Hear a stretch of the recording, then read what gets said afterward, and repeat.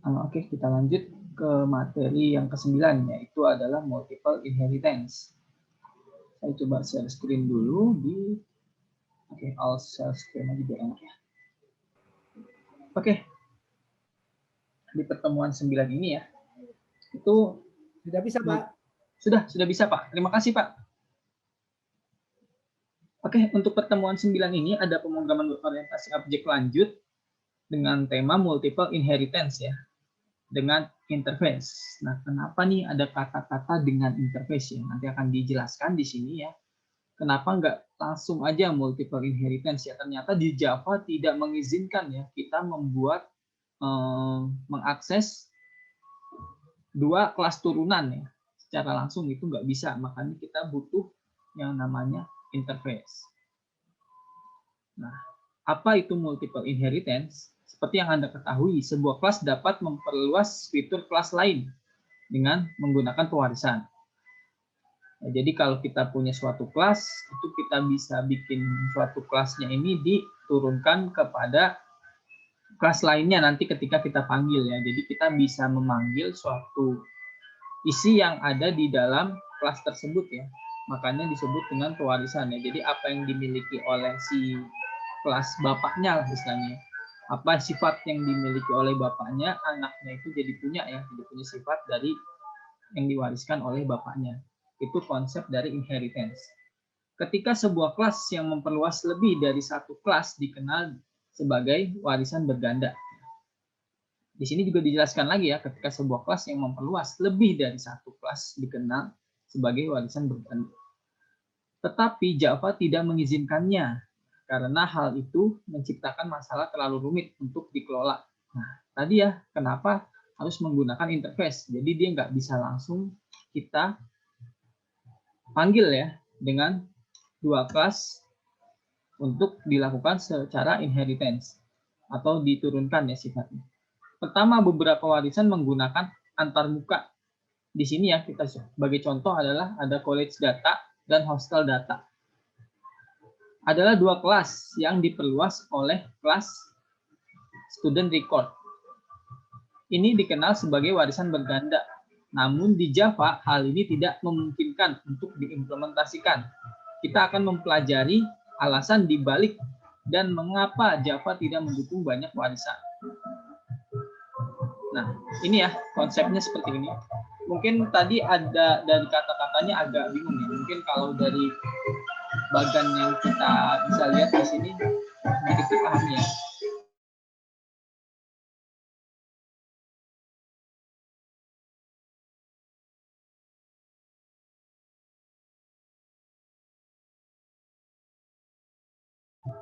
Oke, mohon maaf rumah saya agak di pinggir jalan ya. Jadi kalau misalnya ada yang berisik-berisik suka kedengaran mungkin kalian. Nah, apa itu multiple inheritance? Kita bisa lihat ya ada college data, hostel data, ya.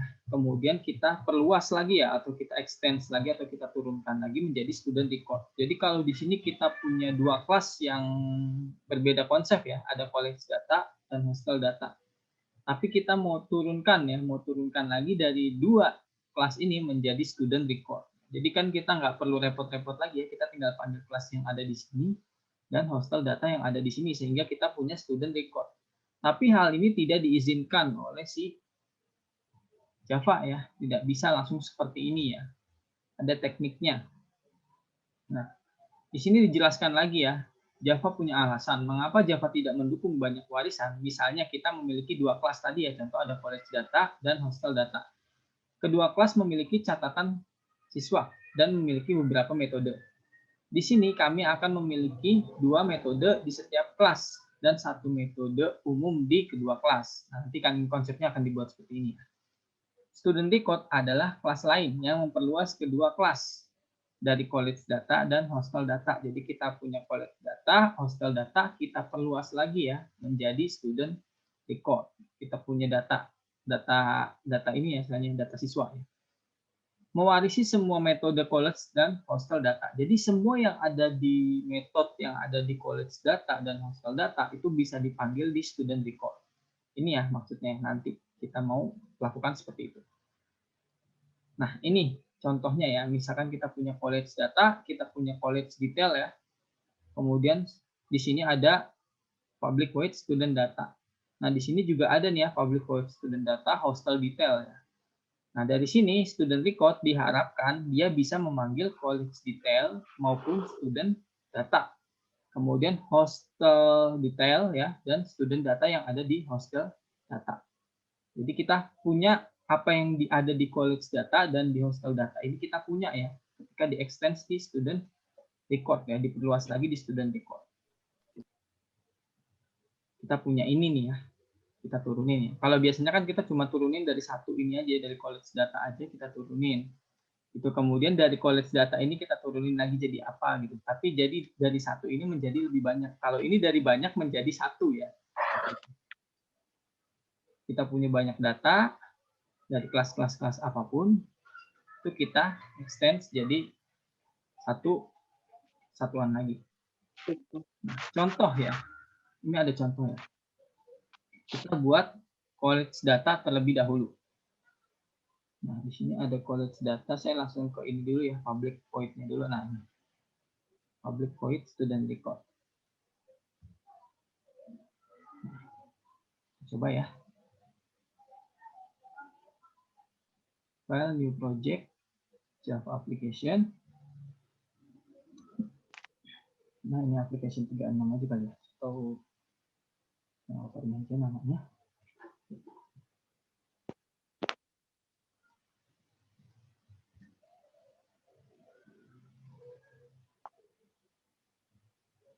Public class student record, public class extends. Nah, ini extends-nya college data sama hostel data ya. Ini extends dari sana, kemudian main out. Oke. Nah, seperti ini kitnya. Coba di format dulu. Ini kelebihan enggak ya? Hostel data dan konsep. Nah, ini ya, kesini, ini, kesini, ini. Dan kelebihan satu. Nah, kayak gini harusnya ya. Nah, jadi sebetulnya kalau kita lihat dia extends ya dari Java application ini ya, kita anggap ini student data ya. Dia nge-extends dari college data dan hostel data. Jadi nge-extends-nya itu ada dua turunan ya ibaratnya di sini ya. Diperluas dari dua kelas yang ada di sini. Nah, dua kelas yang ada di sini kita definisikan terlebih dahulu. Kita copy lagi yang dari sini ya. College data ini. Kelas college data ya. Kita buat dulu kelas college data. Di sini ya, new class biasa ya.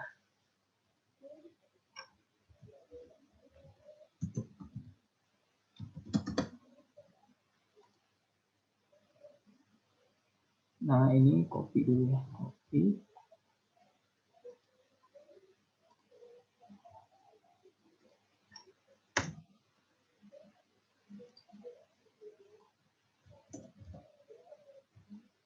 Ini kelas atau public class ya.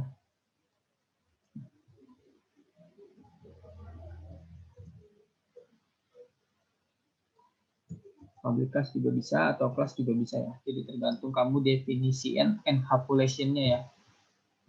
Nah, ini collect data sudah jadi.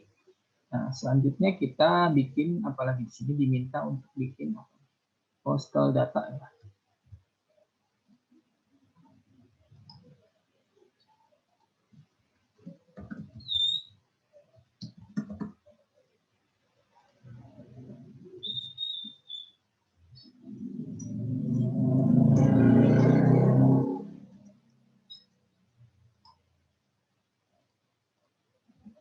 Nah, ini kita punya ya di hostel detail ini kita udah punya apa nih misalnya? Metode ya. Kita punya metode ini ada name Rama ya. Hostel location KUK ya.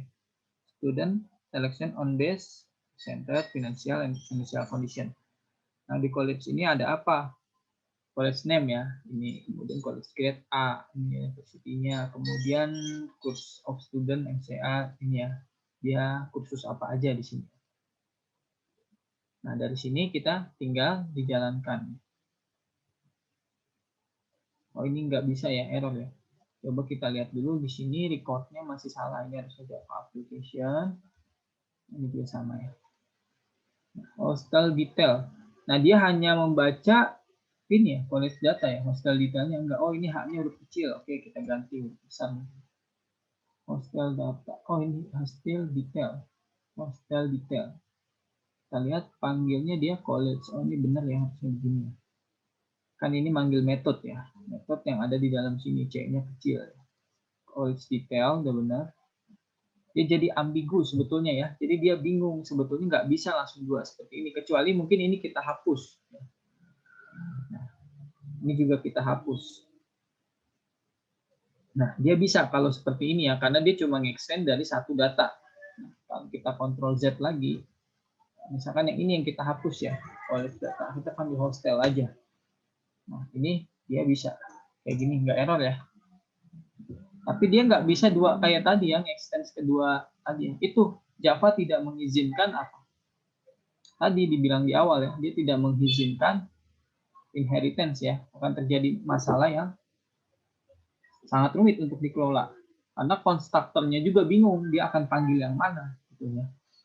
Nah, ini errornya seperti ini, nggak akan bisa ya. Ini masalahnya di sini. Ini dapat pun juga, tapi tetap ada error di sini ya.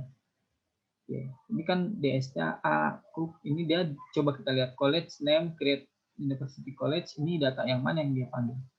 Nah, yang ini aja ya, yang 4 ini, yang ini nggak bisa dia dapat datanya. Oke, kita lanjut. Berarti memang betul ya, sudah dibuktikan bahwa kita menggunakan inheritance, multiple inheritance ya, itu nggak bisa ya, nggak bisa dua sekaligus seperti ini. Nah, kita balik lagi ya ke sini. Nah, di sini dijelaskan ya. Nah, ini tadi di copy. Nah, ini yang kita jelaskan ya. Alasan mengapa tidak bisa multiple inheritance atau tanpa interface ya. Alasan mengapa tidak bisa multiple inheritance tanpa menggunakan interface.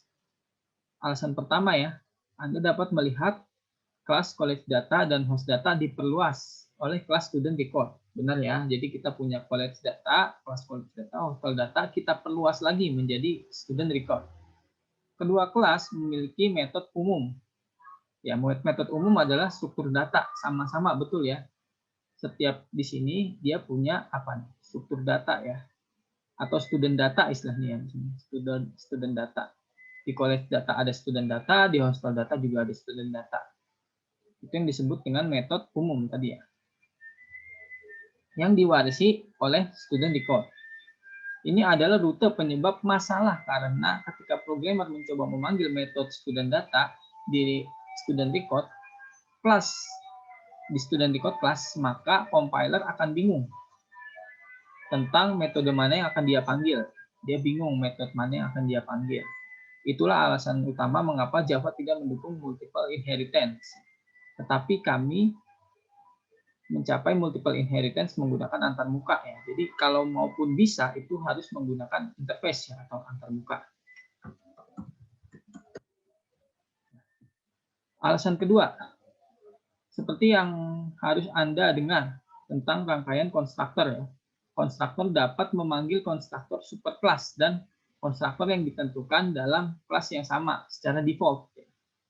Itu disebut dengan apa nih? Berurusan dengan apa nih namanya? JVM ya, Java Virtual Machine.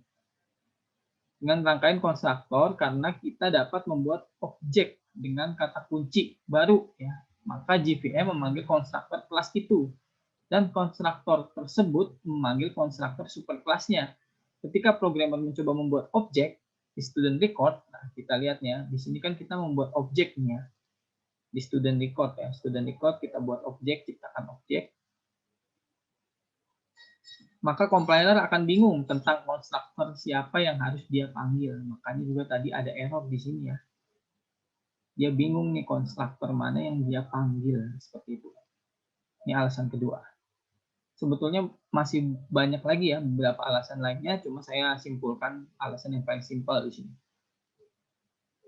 Multiple inheritance dan interface. Student record adalah kelas konkret yang mengimplementasikan kedua antarmuka. Artinya, student record mewarisi semua metode yang menyediakan implementasi ke metode antarmuka college data dan hostel data. Nah, kita punya college data, hostel data ya, untuk menjadi student record. Nah, di sini kita menggunakan implement. Ya. Kita gunakan implement. Jadi di sini cukup sekali student data, ya, karena di sini ada student data juga metodenya ya.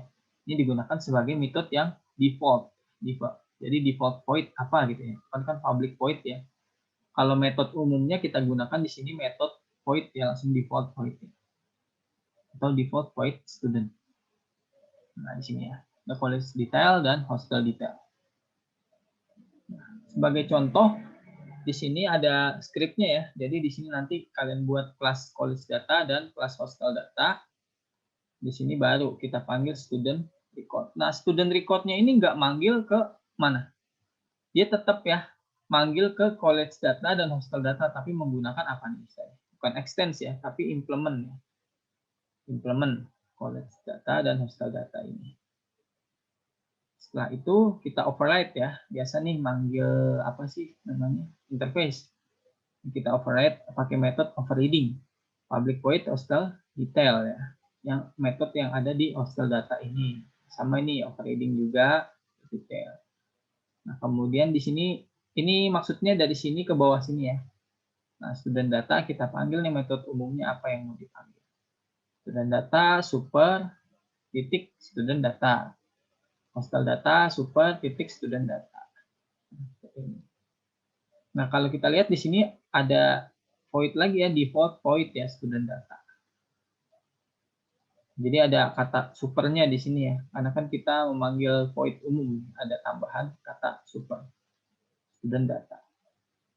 Nah ini kita buat ciptakan objek baru di main args-nya ya, atau di public void main-nya. Kita bikin student record sebagai objek new student record. Nah dari sini baru kita bisa panggil college detail, hostel detail maupun student data. Nah sekarang kita coba seperti apa programnya.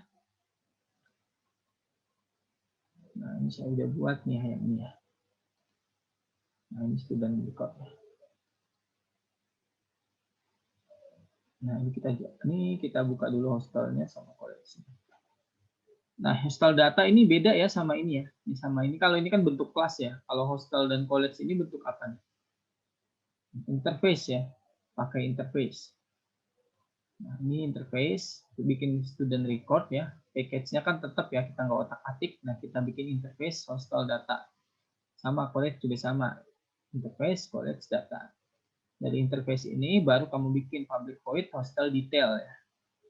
Hostel detail ini kan metode yang bisa apa sih namanya, bukan yang umum ya, metode yang berada pada interface dia sendiri ya. Kalau yang student data ini baru metode umumnya, diisi apa nih ya metode umumnya dia. Kemudian juga sama nih metode umumnya. Kebetulan kan karena student data ini ada di college data dan di sini juga ada student data di hostel data. Nah, kemudian baru dari sini kita bikin override ya. Ini seperti abstrak ya, ini seperti kayak metode abstrak ya, yang public void hostel ini. Jadi kita buat metode, tapi kita nggak tahu nih isi di dalam metodenya ini apa. Nah, kita bisa bikin sendiri di sini ya. Di overriding, hostel detail, masukin nama apa gitu ya. College data juga sama, masukin apa datanya. Nah, dari sini juga sama nih, student data, kita pakai college titik super ya. Super student data. Yang kita manggil dari sini nih, pakai kata kunci super ya. Super titik student data. Nah, karena kita panggil dulu yang college data sama yang hostel data. Tapi nanti munculnya college data dulu urutannya, baru hostel data. Nah, dari sini baru student data. Nah, kalau kita jalankan seperti ini baru bisa ya. Hostelnya di mana? Ini kan data hostelnya course of MCA ya. Course of MCA. Ini college data karena MCA sekian-sekian. Hostel data juga sama ya, percentage financial condition. Nah, ini sama. Nah, itu teknik dari kita bisa menggunakan inheritance ya, multiple inheritance ya, dengan menggunakan interface. Berarti kita lihat kita punya di sini ya.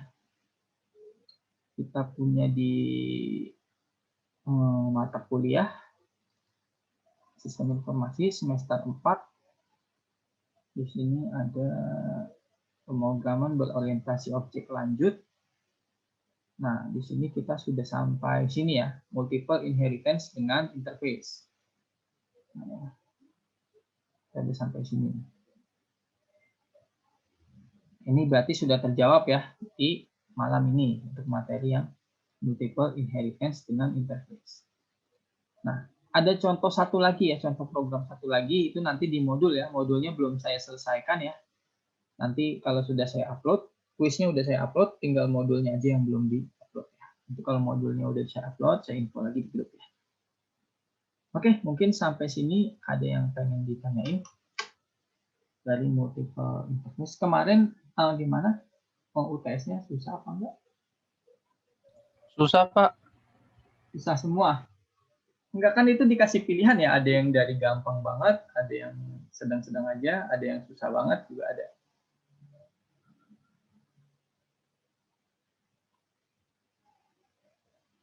Mario kerjain nomor berapa Mario kemarin? Nomor 1 sama 6, Pak. 1 sama 6. Alvin, nomor berapa Alvin? 245. 245. Oke, 1, 3. Sebentar ya, saya lihat soalnya dulu.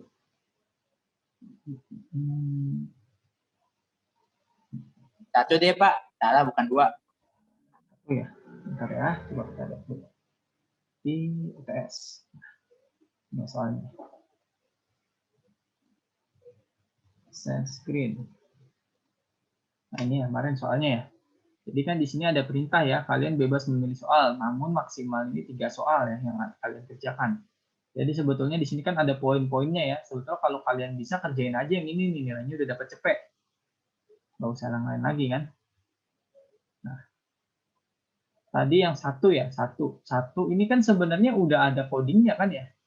Udah ada programnya ya, tinggal kalian ini aja, apa sih namanya, copy aja, copy paste. Tinggal otak-atik dikit. Nih, saya punya jawabannya di sini. Apa itu tadi? Ganjil genap ya. Nah, ini kayak gini nih caranya. Pakai OR ya. Kalau kita jalanin, ini kan masukkan bilangan ganjil atau genap. Misalnya kita masukin 2 ya. Nah, masukkan nilai awal 1. Masukkan nilai akhir 10. Nah, ini akan apa? Angka genap ya, dari 1 sampai 10 ada 2, ada 4, 6, 8, 10. Itu ya. Nah, ini ada else-nya juga ya, saya tambahin else sengaja ya. Jadi kalau misalnya ada orang yang nggak pilih nomor itu, dia akan Anda tidak memilih 1 ataupun 2. Cuma dari yang udah coding saya kasih tinggal dikembangkan. Ini kan ada integer opsi ya. Dia tergantung kan kenapa nih ya ada operator sama dengan opsi yang kamu pilih apa sama dengan 1 gitu. Ditanya nih. Bukan, kalau bukan ditanya apakah 2. Bukan juga, kalau 0 ketemu 0 di apa nih? Ini OR ya. Itu dia akan ke else. Karena 0 dengan 0 dia hasilnya 0. Nah, kecuali salah satu dari sini yang misalnya ini 1, ini 1, ya, berarti nanti dia masuk ke sini. Masuk ke sini. Dari sini baru masukkan nilai awal, angka akhir ya. Nah, ini kan kebetulan saya pakai OOP nih. Jadi kita manggil lagi nih ya, integer parse in. Ini kan buat input aja ya. Kita manggil bilangan ya. Kita ada metode yang kita panggil nih. Bil titik pilihan ya. Bil titik pilihan itu ada di sini bilangannya. Nah, ini pilihan, void pilihan ya. Kita lempar ke sini. Kita integer ini sebagai pilih awal atau akhir ya. Jadi di sini ada metode this-nya, konstruktornya langsung kita pakai metode pakai this di sini ya. Kita panggil akan karena di sini langsung apa ya, misalnya ganjil sama genap ini ya. Ganjil sama genap. Nah, kita bikin langsung di sini kan manggil void yang ada di sini ya. Jadi kita langsung aja pakai this karena dia pakai privat ya ada di sini. Kita panggil this ganjil, itu nilai awalnya berapa? Nah, di sini nih sebetulnya yang bikin pusing ya, ada for-nya lagi ya. Nilai awalnya berapa? Ditanya apakah sama dengan lebih kecil sama dengan akhir ya. Kalau enggak di plus-plus. Nah, baru ini buat nyari apa nih? Nilai apa nih? Nilai ganjil ya. Kalau genap dia 0. Gitu. Nah, kalau pilih 1 tadi apa? Pilih 2 apa? Gitu. Mungkin setiap orang codingnya beda-beda ya. Ini mungkin kalau saya logiknya seperti ini. Mungkin kalian punya yang berbeda lagi. Ini nomor 1. Yang memang susah itu nomor yang nilainya 100 kemarin. Nih. Yang nilainya 100 nih yang nomor 2 ya. Karena saya mintanya dalam bentuk table yang seperti ini nih. Ya. Ada yang bisa mungkin ya? Ada yang bisa? Kemarin nomor 2. Sebenarnya ini codingnya simple yang nomor 2 ini, cuma memang codingnya sedikit, tapi memang agak susah. Mana ya nomor 2 itu apa sih? Data COVID ya apa sih? Vaksin, Pak. Vaksin ya? Vaksin. Mana saya tulis di mana di sini? Oh, data vaksin ya. Data vaksin. Nah, ini cuma 1 doang nih. Udah kayak gini aja. Jadi kita bikin nih. Kayak biasa ya, ini kan array. Nah, kayak gini ya, array. Kan datanya ada Rahman, laki-laki, 60 ya gitu ya. Nah, dari sini ini pakai ini nih, table string. Jadi ada istilahnya kayak pembatas gitu ya. Jadi biar ininya tuh nggak pindah-pindah, garis-garis kayak gini biar nggak pindah. Emang agak sulit sih ini. Saya akuin agak sulit. Nah, terus baru kita pakai if ya. Kita ini dulu nih, for each buat apa? Buat nampilin sebanyak data yang ada di array ini. For each name string kalau lebih besar dari 60, baru pakai operator apa nih? N ya. Nah, kalau misalnya dia lebih besar dari atau sama dengan 60, dia dapat vaksin ya. Tapi kalau lebih kecil dia nggak dapat vaksin. Nah, di sini dicek lagi. Dia tidak, ini tidak apa ini kata-kata tidak di sini. Nah, ini tidak ini vaksin ya. Tidak ini penyakit bawaan ya. Dia ada penyakit bawaan apa enggak? Kalau misalnya dia umurnya udah tua tapi ada penyakit bawaan, ya berarti dia nggak diberikan vaksin ya, tidak diberikan. Tapi kalau dia umurnya di atas 60 atau 60 tahun, dia nggak punya penyakit, dia baru diberikan vaksin. Nah, diberikan ada tanda plus-plus nih. Ini diberikan, ini kita lihat, dia variabel apa nih? Ada angka 0 di sini. Kita masukin angka 0 di sini, kita plus-plus ya sampai datanya ini apa? Habis ya. Ya kita looping istilahnya diberikan ini. Nanti formatnya seperti ini nih. Kita out format ya, ini agak beda ya, bukan println. Kalau kita jalankan, dia tampilnya seperti ini. Nah ya, penampilan data warga diberi vaksin atau tidak diberikan vaksin. Diketahuan nih, ketika si Rahman laki-laki umurnya 60, dia punya penyakit bawaan, dia nggak diberikan vaksin. Si Lia umurnya 20, dia tidak punya penyakit bawaan yang nggak diberikan vaksin ya karena umurnya belum cukup ceritanya, masih bukan yang lansia, bukan masih kategori lansia. Nah, si Arif laki-laki umur 63, dia diberikan vaksin. Dia punya penyakit bawaan nggak? Ternyata dia nggak punya penyakit bawaan, diberikan vaksin. Sama ini juga 70 Anissa, dia nggak punya penyakit bawaan, diberikan vaksin. Nah, Indah umurnya masih 34, dia punya penyakit bawaan yang nggak akan diberikan vaksin. Jadi jumlah warga yang diberikan vaksin ada berapa? Di sini ada 2. Gitu. Nah, 2 itu dari mana nih? Diberikan tadi ya. Jadi dia menghitung sebanyak data ini. Ketika ada yang diberikan, dia ditambah datanya, ditambah terus ya. Jadi dia buat nampilin data yang diberikan vaksin nantinya.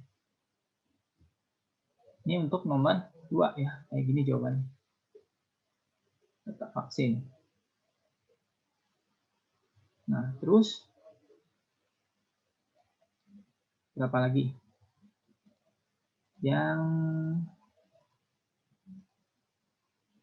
Nah, ini nih. Buatlah program di bawah ini menggunakan konsep abstrak luas, metode luas ya. Jika dalam kelas persegi merupakan luas persegi, namun bila di dalam kelas kubus akan menjadi luas permukaan kubus. Nah, jadi di sini sebenarnya ada luas ya. Luas ini diperluas lagi ya. Jadi bisa dibuat dalam persegi atau kubus. Nah, apa yang disebut dengan abstrak? Dia adalah metode yang nggak ada isi di dalamnya ya. Jadi kita bisa definisiin lagi di kelas yang di sini. Makanya outputnya dia kayak gini. Mana ya abstrak? Abstrak kelas yang ini bukan.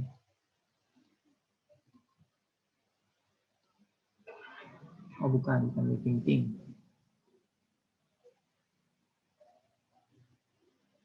Persegi kali ya. Nah ini. Cuma satu ya.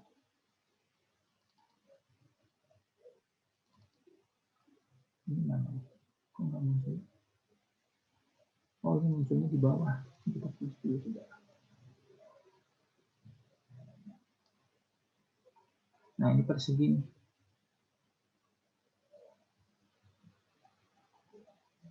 Bukan yang ini ya. Oh persegi abstrak. Nah ini ya. Ini kan kita bikin ada apa nih, kotak ya. Kotak kita bikin, di sini kotak ya.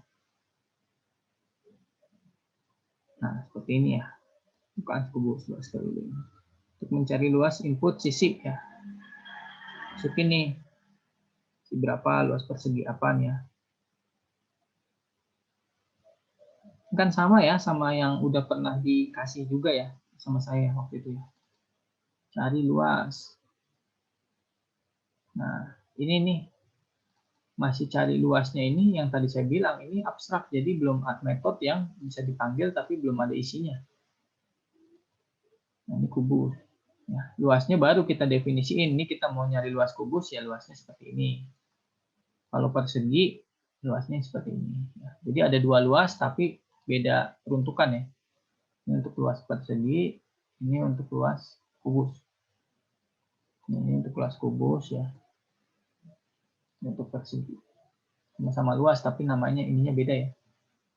Volume kubus. Ini tulisan persegi.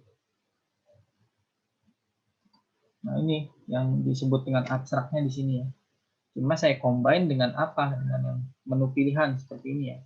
Persegi dan kubus. Mau dijalanin, ya udah kamu pilih apa misalnya. Saya mau cari luas persegi nomor 1. Ya. Untuk mencari luas persegi, input nilai sisi misalnya 12 ya. Nah, kamu memilih aksi yang salah. Salah aksinya. Benar. Oh ini benar. Udah ya 12 itu hasilnya 144. Kalau kemudian saya pilih berapa nih? Luas permukaan kubus berarti 3 ya. Input sisi 23. Nah ini nih. Sisi kali apa nih? Sisi pangkat 2 ya. Jadi hasilnya sekian. Kenapa nih ada koma-komaan gini? Ini harus pakai dalam bentuk apa nih? Dia tipe datanya. Tipe datanya itu dia pakai karena pangkat-pangkatan ini ternyata dari si Java dia menyediakan matplotlib. Kan saya langsung pakai ini bisa. Di pangkat 2 atau pangkat 3 ya. Volume kubus.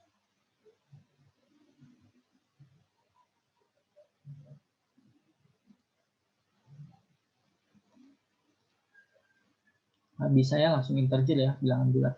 Saya pikir harus double. Nah, ini untuk yang nomor berapa tadi? 3 ya. Nomor 4 ya. Buatlah program bila mana dimasukkan angka akan mendeteksi bahwa angka tersebut bilangan prima atau bukan. Nah, ini juga gampang ya, bilangan prima. Nah, kamu harus tahu dulu bilangan prima itu konsepnya seperti apa. Internet banyak ya. Ini bilangan prima ada 2 nih. Nah, 2 adalah bilangan prima, kan? Ini yang langsung nilainya di sini, tapi kalau mau pakai input, kita pakai yang ini ya, di scanner di sini. Nah, ini pakai input nih. Ini kita close dulu run-nya di sini, kita jalan ini.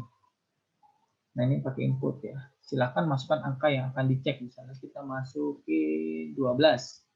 Nah, 12 bukanlah bilangan prima. Nah, misalnya kita input lagi berapa nih? 1. 1 bukanlah bilangan prima ya. 2 harusnya apa? Bilangan prima ya. 2 adalah bilangan prima. Nah, sini nih logiknya. Jadi kamu bisa tahu dulu nih ya. Dia kan apa nih? Pakai mod ya, pakai modulus ya. Angka dia dibagi, kemudian tem ini ya angka masih dimasukin ke variabel angka. Apakah sama dengan 0? Kalau iya dia primanya divalsein. Baru di break keluar ya, baru masukin prima n. Ini baru bilangan prima. Jadi ini ketentuannya di sini. Tadi primanya apa nih tadi? False ya, berarti ini bukan bilangan prima yang pertama. Dia kan nggak bisa apa nih? Hasil pembaginya ini dia sama dengan 0 atau sisa 1 ya. Kalau dia sama dengan 0, habis dibagi atau sama dengan 0 ya berarti dia false, bukan bilangan prima. Nah, kalau misalnya dia nggak habis dibagi, dia akan di sini ada 1 ya. Jika ini bernilai 1, nah ditanya lagi apakah angka lebih besar dari 0? Nah, karena kan bilangan prima harus lebih besar dari 0 kan? Kalau iya berarti benar. Ini terpenuhi, ini terpenuhi. Nah, baru dia ngecek lagi apakah angka tidak sama dengan 1 ya. Karena 1 itu bukan bilangan prima. Jadi harus ada validasi lagi di sini. Jika prima adalah true, angka yang diberikan user bukanlah 0 dan 1.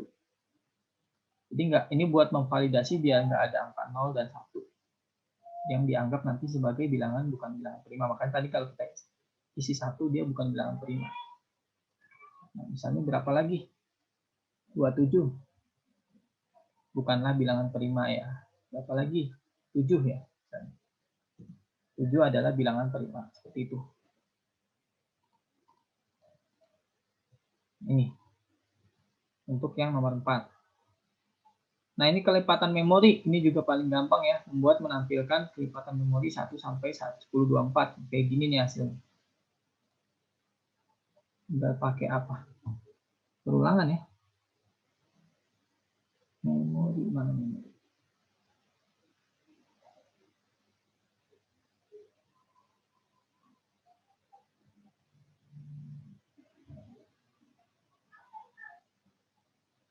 Nah, ini kelipatan memori.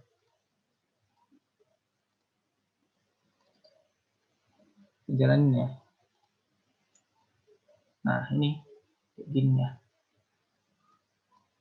Ini dari 1, 2, 4, 8, 16, 32 sampai 1, 10, 24. Tinggal kita isi integer nilai berapa. Kemudian kita pakai terserah kamu pakai for atau mau pakai while juga bisa. Nilai apakah lebih besar sama dengan 1024? Enggak lebih besar. Ya kalau enggak lebih besar kita harus apa? System of print nilai. Di print dulu nih nilainya ya. Nilai 1 ke print. Kemudian ditanya apakah nilai ditambah dengan nilai ya. Jadi tadi nilai 1 ditambah dengan 1 ya. Jadi hasilnya 2 kan ya. 2 di while lagi. Dia ditanya lagi apakah 2 lebih besar sama dengan 124? Iya, lebih kecil dari 124. Iya, makanya dia cetak lagi 2. Nah, sekarang kita punya 2 nih nilai. Di sini 2 ditambah 2 ya kan. Apakah masukin lagi variabel nilai? Apakah nilai lebih kecil dari 1024? Iya, lebih kecil. Nah, baru kita punya tadi berapa? 4 ya. 4 terus aja, 4 tambah 4, 8, 32 terus berkelipatan. Sampai kita punya kelipatan memori. Ini logikanya.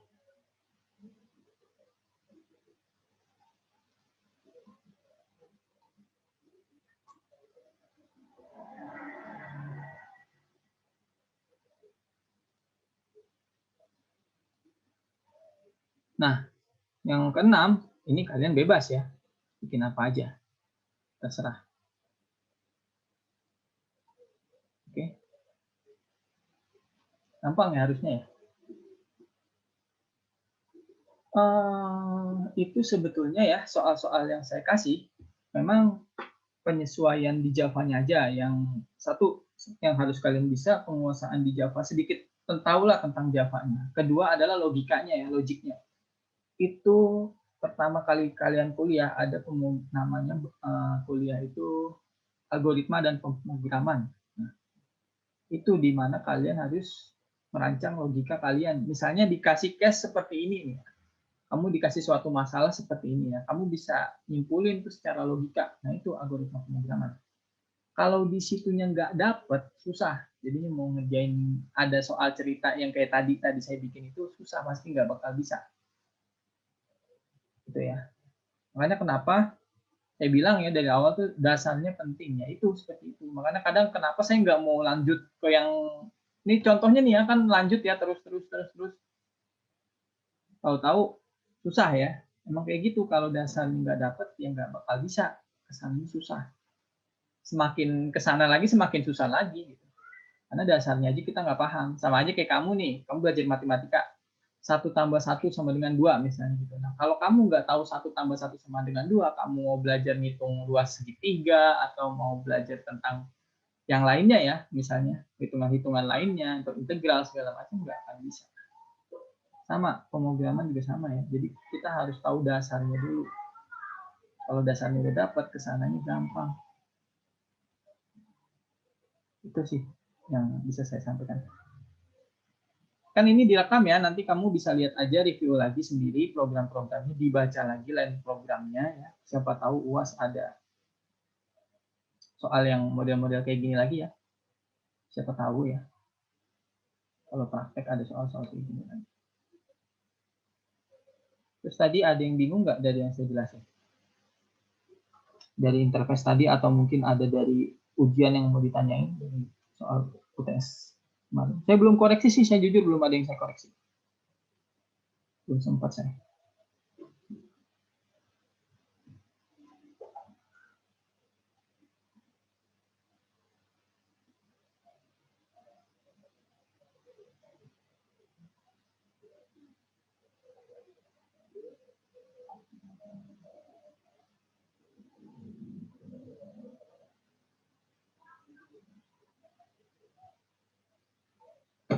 Yakin nih nggak ada yang nanya.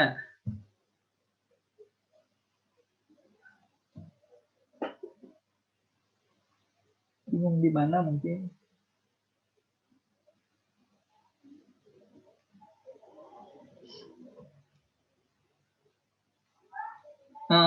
Dari yang program saya bikin nggak semuanya harus sama kayak persis kayak program yang saya bikin ya. Kadang kan orang logiknya beda-beda ya. Mungkin kalian punya logik yang lebih meminimalisir memori ya. Jadi mungkin script programnya lebih sedikit daripada saya ya. Kalian bikin bisa kayak gitu ya. Yang penting outputnya sama.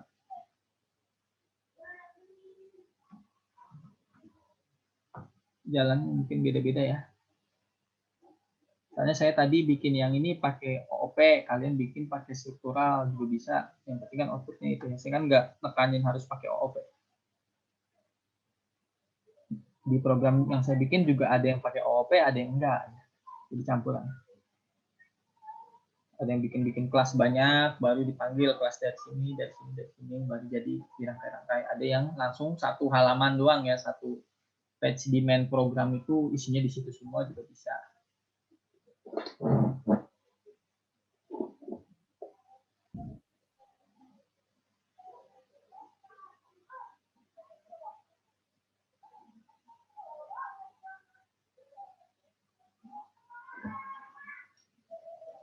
Nggak ada yang tanyain?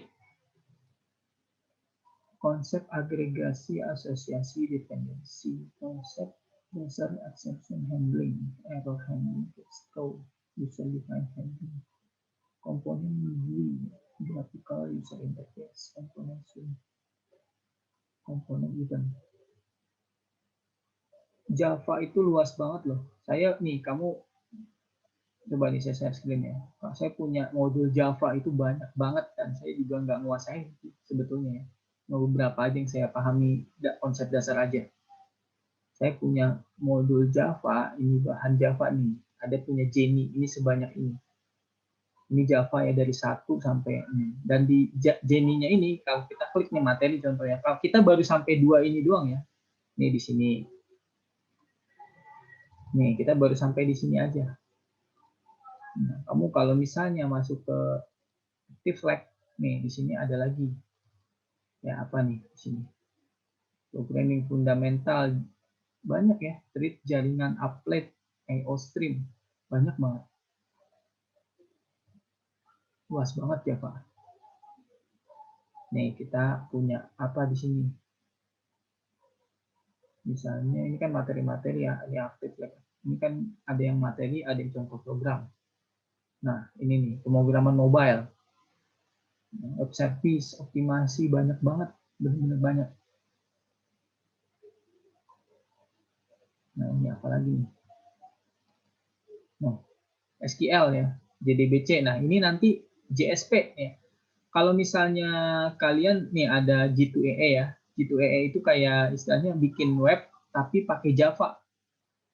Kalau misalnya kamu tahu, kalau misalnya bahasa pemrograman yang kita pakai itu biasanya untuk web itu kan pakainya PHP ya. Kalau pakai Java ini namanya JSP, Java Server Page, ya, JSP. Kalau yang Microsoft punya biasanya pakai ASP. Nah, kalau kalian kan belajarnya hanya PHP ya. Nah, itu lebih bagus lagi yang JSP nanti. Ya, cuma lebih sulit lagi. Jadi kalau kalian paham konsep dasar Java-nya, enak sih. Jadi kita punya istilahnya kayak Java Bean. Ada nanti istilahnya Java Bean ya. Kita punya bikin suatu game di aplikasi Java, tapi kita bisa panggil di web. Enak banget. Jadi udah punya, tinggal panggil aja gitu. Udah punya kelas-kelas yang kita bikin. Di web udah bisa ditampilin. Makanya game-game dulu kan bikinnya pakai Java tuh lebih mudah ya. Karena udah konsep OOP, tinggal panggil-panggil, tinggal bikin dari Java mobile bisa dipanggil di Java webnya gitu ya, atau sebaliknya seperti itu. Karena dia multi platform ya, bisa jalan di mesin mana aja.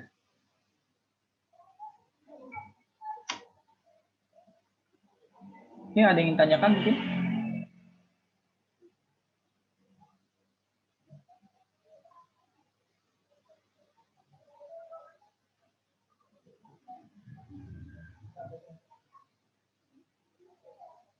Kalau kesulitan ada mungkin.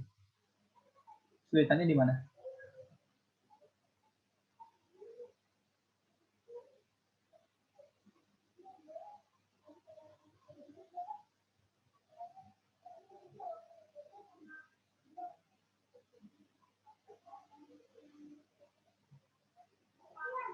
Kemarin database yang saya ajarin juga belum semua itu. Masih banyak lagi lanjut-lanjutnya. Belum sampai store prosedur yang kamu bisa bikin program untuk apa ya, objek juga di situ ya, tinggal dipanggil-panggil. Panjang jalannya.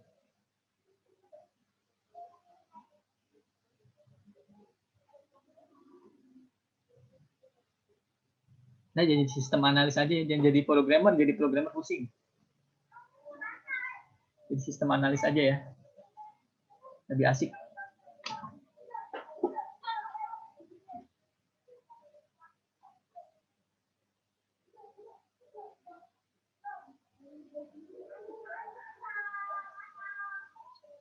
Oke, kalau nggak ada, nanti mungkin kalau yang ada pertanyaan, coba tanya di WA aja ya. Tanya di WA. Kalau misalnya ada yang ingin tanyakan ya, tinggal tanya di WA. Kemarin saking ini ya, kemarin kan saya ngajar 2 mata kuliah nih di kelas kalian sama di sistem informasi sama sistem komputer.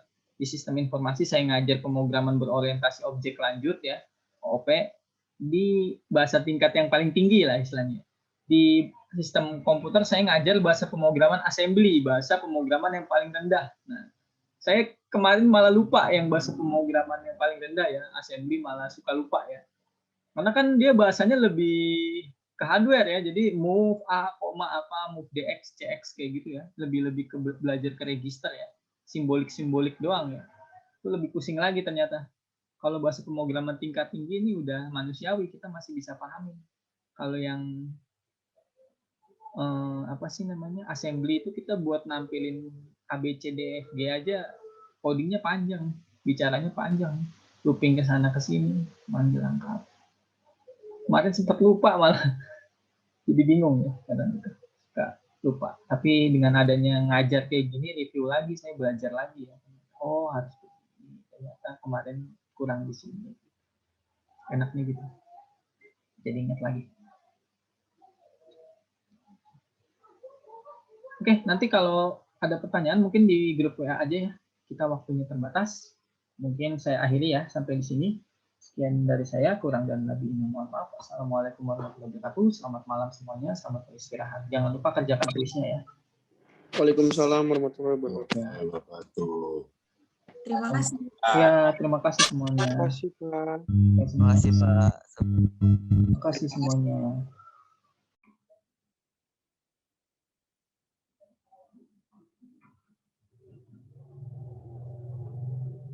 Nah ya, sifatnya modifier ya, untuk modifier bisa dimodifikasi. Package dapat terdiri dari kelas, abstrak kelas, dan interface. Bisa digabungkan dalam satu file jar ya, atau Java archive.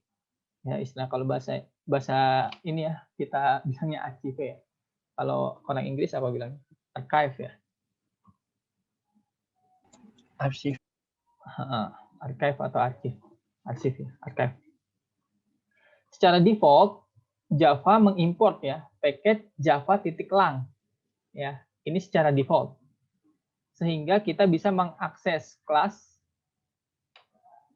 ya seperti pada sistem ya, seperti integer, string. Nah pada saat kita awal itu kan kita langsung package-nya default ya, jadi kita langsung udah bisa mengakses integer, string, walaupun kita belum mengimport package apapun.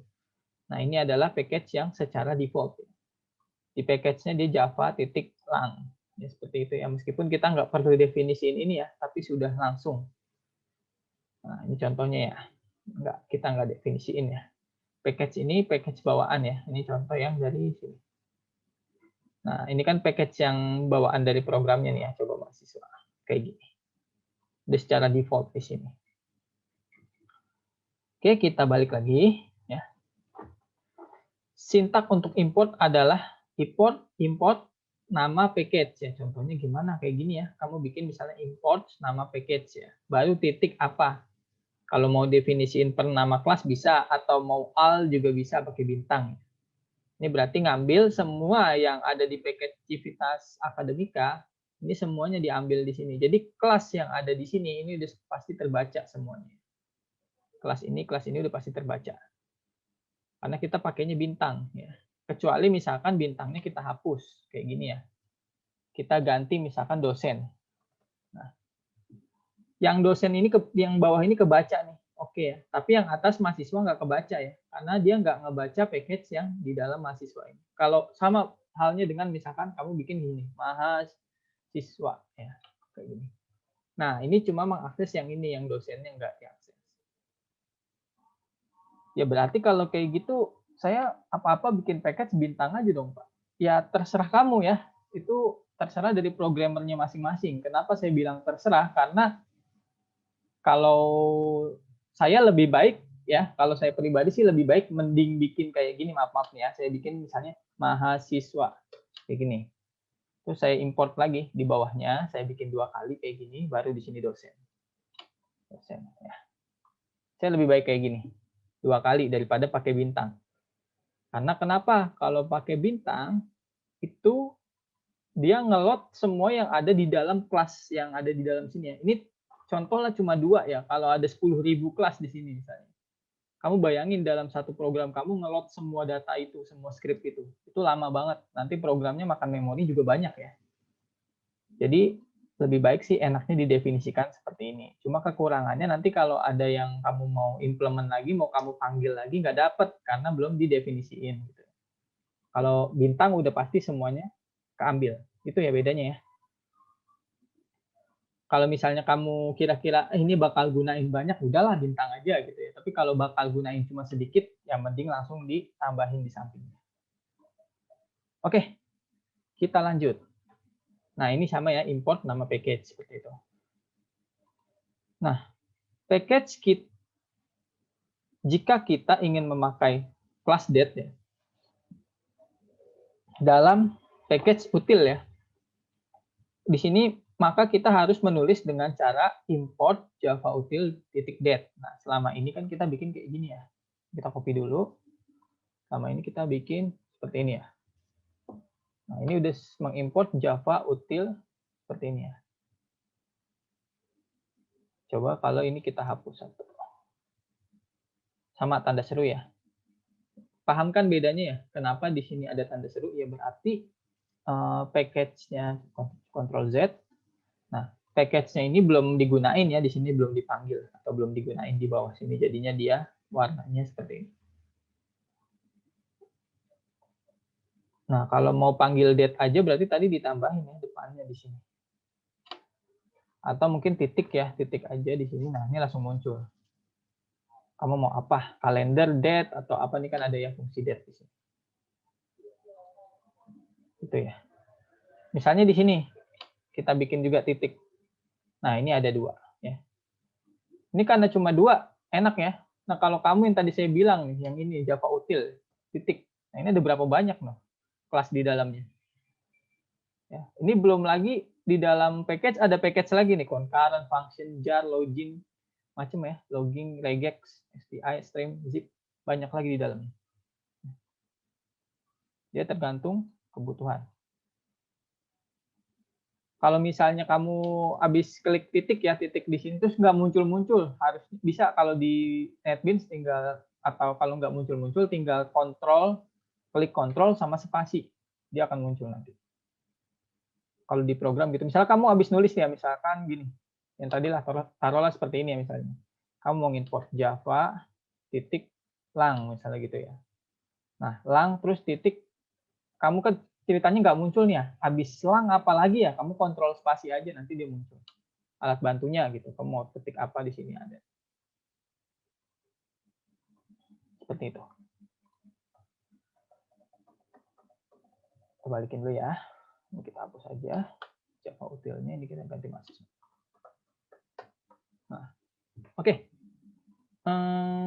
Statement pertama mengimport suatu kelas date secara spesifik.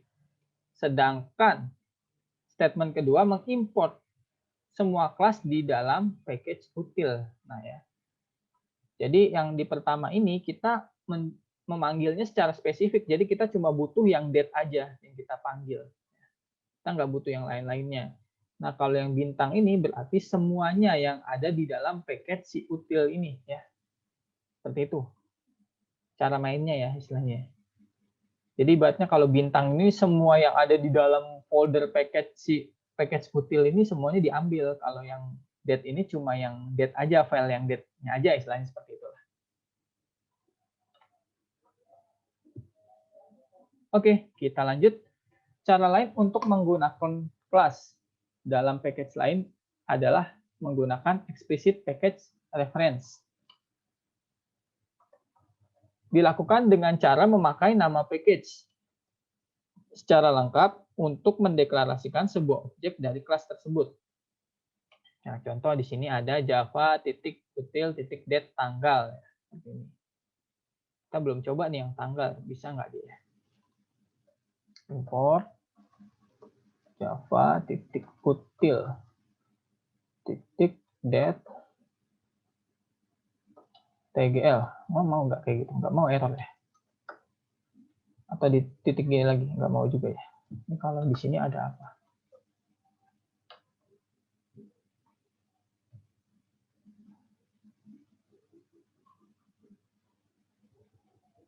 Oh, dia nge-extends-nya ke kelas objek, serial list, clonable, comparable.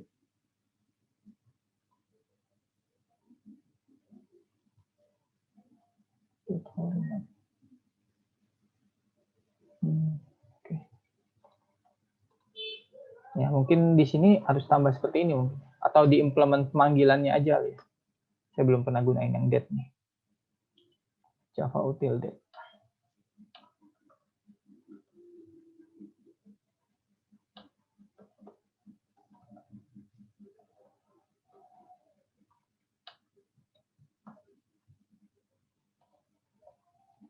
Kayak gini kali ya, nambahin fungsinya. Coba kita kalau misalnya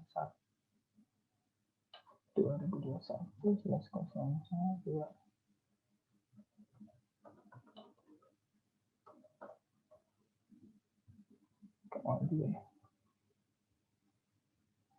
Legal karakter showing.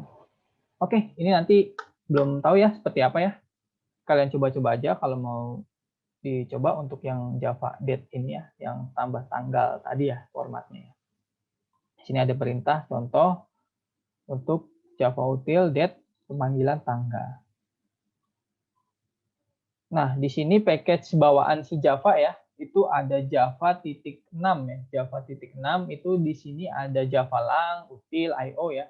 Jadi di sini masing-masing ada ininya ya, kegunaannya ya. Misalkan ini basic language functionality dan fundamental type ya.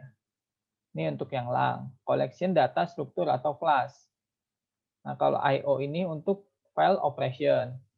Matematika ini untuk multi expression aritmatik ya, atau fungsi tambahan di matematika. Neo ini buat apa nih? Oh, ini buat framework Java ya, buat input output IO ya, Neo IO. Kamu butuh yang networking, itu bisa juga network operation ya, untuk socket DNS lookup. Misalnya kamu dari sini kirim data ke suatu port ya, port buat di apa sih namanya? Akses ke server gitu. Nanti bisa pakai ini, .NET, Java.NET.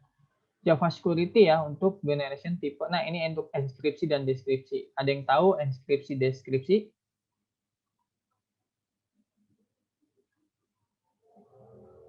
Ada yang tahu nggak? Atau contohnya, ada yang pernah tahu nggak contohnya apa gitu dari enskripsi deskripsi?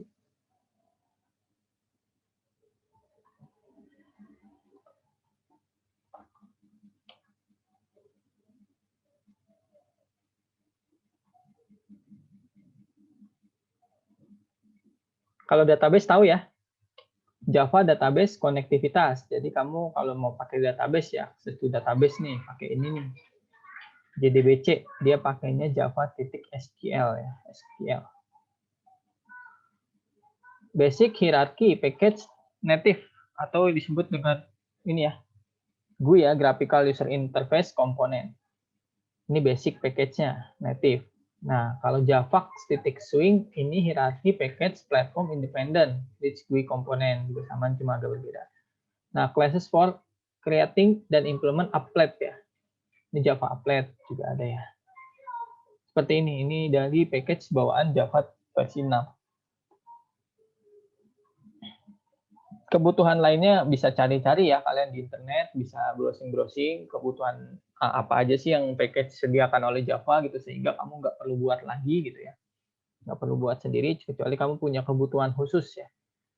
Kamu punya suatu program di perusahaan, terus kamu istilahnya mau bikin mau bikin paket sendiri ya, paket sendiri bikinan kamu gitu untuk standar perusahaan misalkan seperti itu.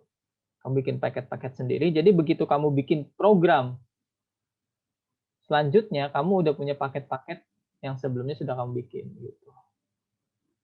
Jadi nanti tinggal pakai paket itu aja gitu, nggak perlu bikin lagi. Enaknya gitu ya. Kalau pemrograman berorientasi objek. Jadi semuanya itu bisa bisa tinggal dipanggil-panggil ya, bikin cuma sekali tapi tinggal dipanggil-panggil aja. Cuma bikinnya gitu, jadi kayak banyak file ya, file di sini, kelas di sini, kelas di sana gitu ya. Tapi kalau udah jadi itu tinggal lempar parameter aja ya. Tinggal lempar parameter, nanti dia keluarin hasil dari parameter yang kita butuhkan. Kayak gitu. Enskripsi deskripsi ada yang tahu nggak? Kayak ini, kayak kamu misalnya mau login nih, kan masukin password tuh. Itu dienkripsi dulu tuh passwordnya. Biar pas ke posting ya. Ke posting kan pakai post ya. Kalau get kan yang di atas tuh. Kamu metode itu kan ada dua ya, ada post sama get. Kalau post itu kan yang buat formulir ke post ya. Kalau yang get itu kan yang ada biasanya di atas ya, di atas link dalam browser. Nah, biasanya kan ke post tuh. Nah, biar data yang di post itu passwordmu nggak ketahuan. Dia dienkripsi dulu. Nah, dimasukkan ke dalam database dalam bentuk enkripsi kode-kode nggak jelas. Mana ya, saya dicontoh nggak ya?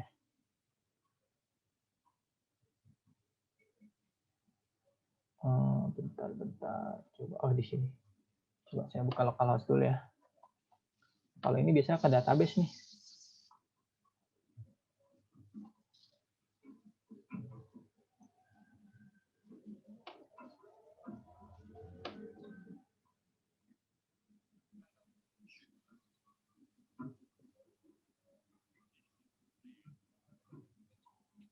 Jadi passwordnya nggak kelihatan ya Pak kalau di enkripsi itu Pak? Iya, betul. Bisa, biarpun kita udah bisa akses SQL juga, kalau kita enkripsi tetap nggak kelihatan kan Pak? Iya. Itu ya fungsinya. Jadi nanti contoh nih, misalkan ya, saya coba buka database.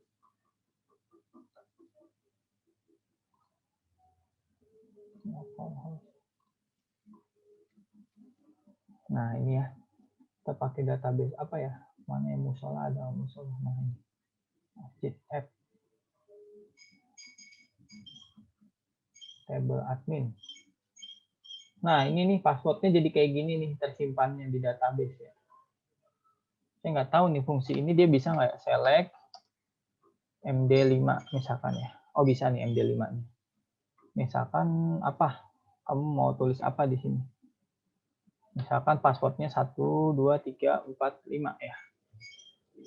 Nah ini kita jalanin. Nah ini jadinya begini nih. 1, 2, 3, 4, 5. Di enkripsi kayak gini.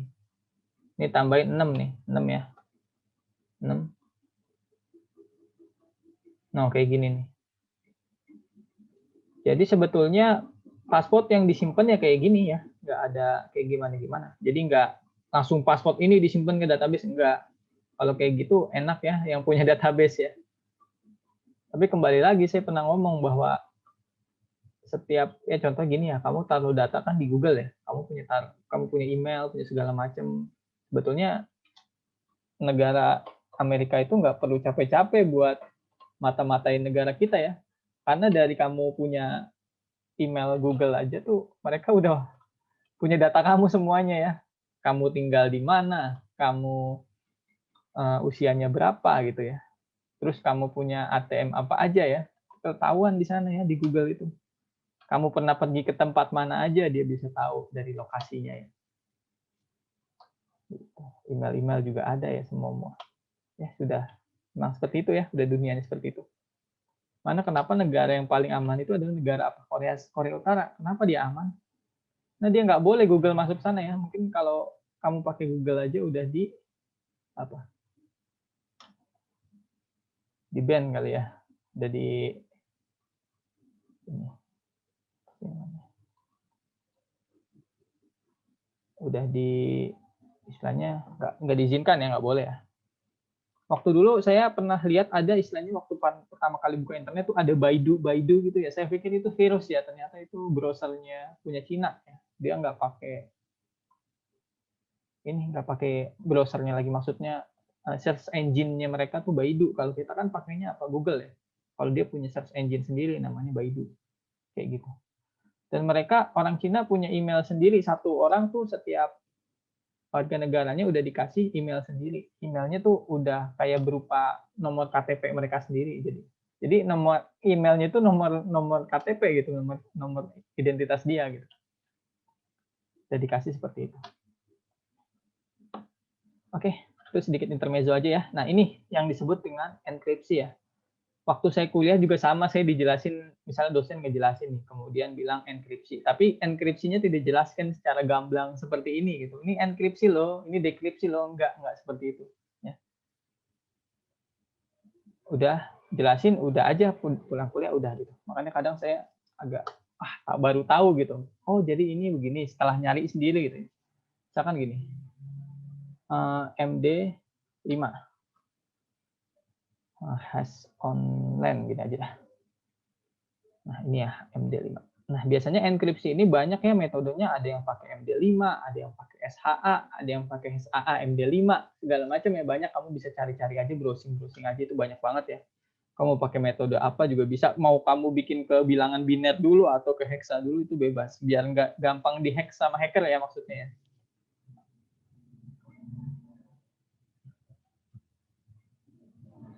Cuma yang paling sering digunakan ini ya.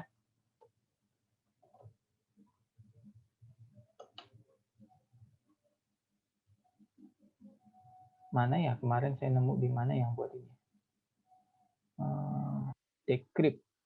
Ini aja. Nah, ini kayaknya. Lupa.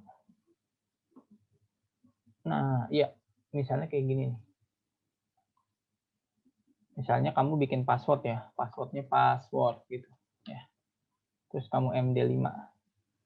Nah, ini passwordnya jadi kayak gini ya kan. Terus kalau kamu ini kan decrypt ya. Decrypt. Encrypt dan decrypt mana ya? Yang dua-duanya gitu maksudnya.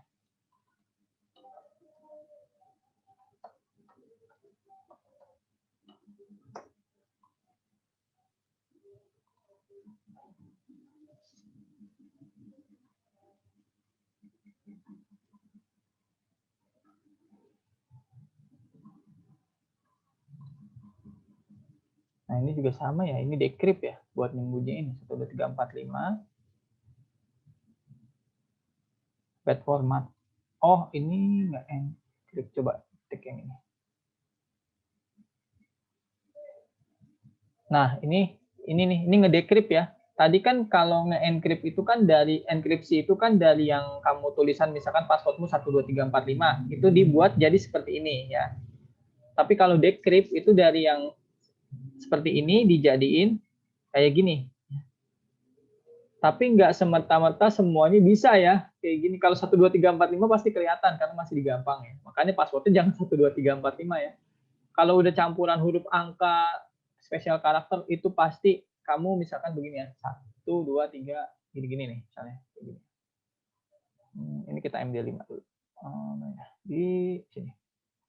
Nah, misalnya kayak gini ya.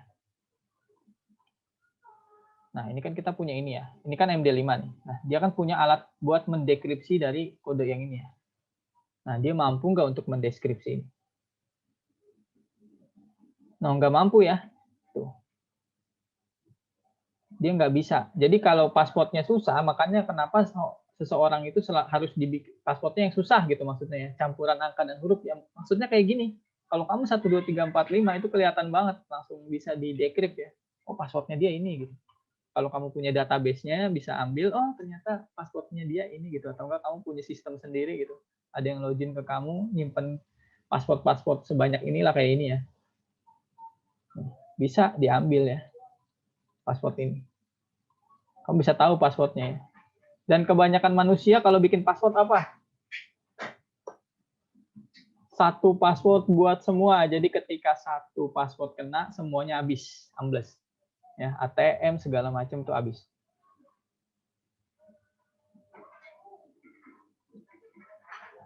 Itu sih ya kebanyakan kurangannya. Jadi kalau bisa setiap aplikasi apapun atau punya login apapun passwordnya beda-beda. Nah, oke. Selanjutnya jika menggunakan statement import maka harus diletakkan di luar kelas yang berada di baris-baris awal program Java kita. Menggunakan statement import ya, maka harus diletakkan di luar kelas dan berada di baris-baris awal Java kita. Makanya kenapa di sini import itu di bawah package ya, di luar apa? Si kelas. Di awal-awal program kita seperti ini ya maksudnya. Untuk membuat package kita dapat menuliskan, nah ini ya, package, sorry. Mana ya? Package. Mana tadi? Nah ini. Menuliskan package, nama package, kemudian di awal file kita paling atas ya, baris pertama. Ini juga sudah dipahami ya. Misalnya kita akan membuat suatu package di mana kita akan meletakkan kelas mahasiswa dengan kelas-kelas lain yang berelasi. Yang perlu kita lakukan pertama adalah membuat kelas-kelas tersebut. Kemudian membuat folder bagi kelas tersebut. Misalnya package tersebut bernama universitas, kayak gitu ya misalnya. Setelah itu, baru untuk mengcompile kelas-kelas package cukup mengcompile dari luar folder package tersebut. Nah, ini kalau kita nggak pakai ini ya, kalau kita pakai command prompt ya. Ini caranya seperti ini. Tapi kalau kita pakai NetBeans itu udah gampang banget, yang nggak usah pakai kayak gini-gini lagi. Package juga dapat dibuat nested ya. Nested itu adalah istilahnya kayak bersarang ya, bertumpuk ya. Kayak misalnya contohnya if dalam if ya. Jadi di dalam package, di dalamnya lagi ada lagi. Yang berarti suatu package ada dalam package lain. Makanya tadi ada contoh ya, yang java.lang itu dia punya paket, tapi di dalamnya ada paket lagi. Misalkan gini, bintang ya. Dot bintang. Dot gini. Kontrol spasi. Nah gini, ini kan kelas-kelas di luarnya ya. Kamu mau di dalam package ada package lagi. Nah ini. Di dalam paket ada paket lagi. Nah ya, isinya lagi apa? Ada paket lagi gitu. Sampai masuk ke sini kayak gini ya. Jadi ini sebenarnya kayak subfoldernya, titik ini pemisahannya sebagai subfoldernya ya. Jadi paket ya, baru di sini filenya. Kayak gitu. Sama ya, contoh paket ya. Nih, bertumpuk sarang berpaket lain. Hal ini menunjukkan bahwa paket bersifat hierarkis ya. Jadi seperti apa tuh hierarkis ya? Penulisannya dipisahkan dengan tanda titik ya. Jadi contoh package ID titik AC titik UKD titik www. Nah ini juga sama. Jadi di dalam ID ini ada AC, ada UKD, baru www. Ya.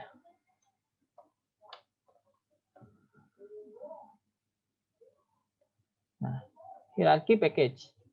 Java sepertinya menganggap package seperti hierarki folder, tapi kenyataannya tidak ya.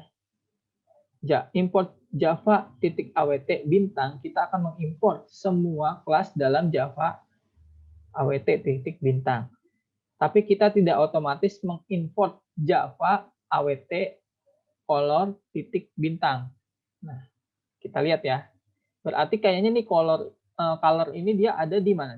Ada di dalam awt berupa apa? Package. Kita lihat ya contohnya. Tadi Java ya, import Java awt ya, awt titik. Nah, ini Java awt bintang. Nah, kalau bintang ini semuanya nih ya diimplement. Tapi yang ini enggak diimplement. Ini enggak diimplement sama dia. Kalau mau kamu implement ini harus ke dalam lagi gitu. Baru ini diimplement semuanya. Itu ya maksudnya tadi ya dijelaskan ya. Jadi kalau bintang di sini ya berarti cuma file-file yang ada di sini, tapi tidak, makanya di situ disebut tidak sebetulnya tidak hierarkis ya. Tapi kenyataannya tidak ya. Di sini jelaskan ya bahwa kenyataannya tidak hierarki gitu ya. Karena dia cuma bisa mengambil data dari awt bintang semuanya, tapi tidak dengan package yang ada di dalam color atau color ya. Harus dilakukan secara manual. Ya udah seperti ini, lakukan secara manual. Java seperti menganggap package ini sama ya. Oke, ini sama. Kita take out satu, save lagi.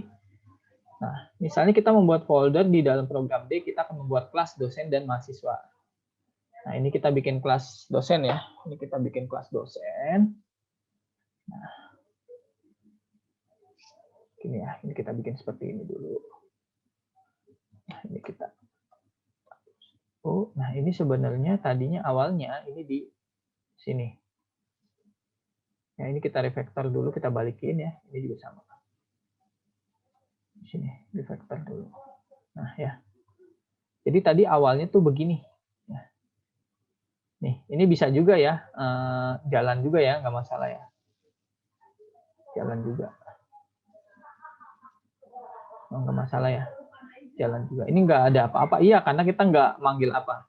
Sistem out print learn ya. Kita nggak nampilin ngeprint apa-apa, jadi di sini kosong. Tapi ini nggak ada error lah, selain seperti itu ya. Nah, awalnya kita bikin kelas dulu kayak gini. Udah selesai nih bikin kelasnya, kamu bikin package, diklik kanan di source package, new package, Java package. Nah, baru kamu di sini bikin package-nya apa ya? Dinamain nama package-nya. Udah selesai, finish gitu aja. Nanti jadi seperti ini, Civica Academica. Nah, dari sini, yang tadi kelas kamu bikin, ini kamu pindahin ke sini. Masukin aja, kayak gitu ya. Ini karena di NetBeans ya, lebih gampang kalau dipakai command from yang tadi saya bilang, pakai Java C itu agak rumit ya, saya aja agak bingung dulu ya pakai itu. Nah, ini udah jadi nih seperti ini package-nya. Baru kalian import kayak gini. Import Civica Academica mahasiswa dosen. Nah, dari sini baru bisa dipanggil dia. Nah, berarti kalau udah seperti ini apa? Pakai S apa? System out print learn ya. Out print learn. kita mau panggil apa di sini. Baru gitu ya. Kemudian di sini juga sistem outprintln baru. Nah, ini. Nah, ini baru tampil deh. Nah, tampil ya di sini. Kita akademika, mahasiswa, dosen. Ini ada apa ini? Karakter apa di belakangnya?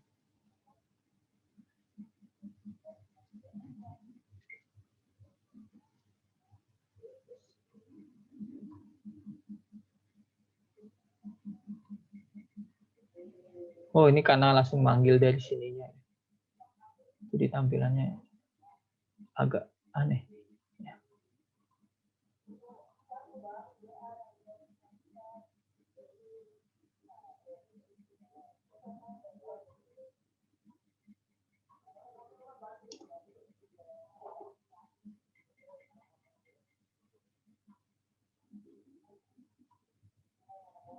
Nah, seperti itu ya contoh sederhananya.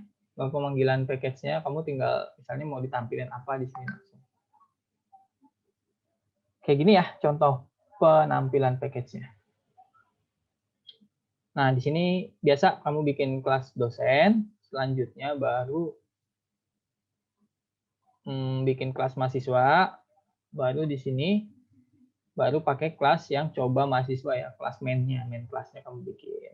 Nah, ini di sini contohnya cuma satu ya. Gak apa-apa sih, sama aja ya. Tadi saya bikin 2 di sini. Kemudian kita buat kelas coba mahasiswa sebagai kelas launcher yang isinya demikian. Kemudian kalau sudah berhasil kita buat folder Civika Akademika dan masukkan kelas mahasiswa dosen ke dalamnya. Tadi ya, saya contohin yang masukin kelas ke dalam.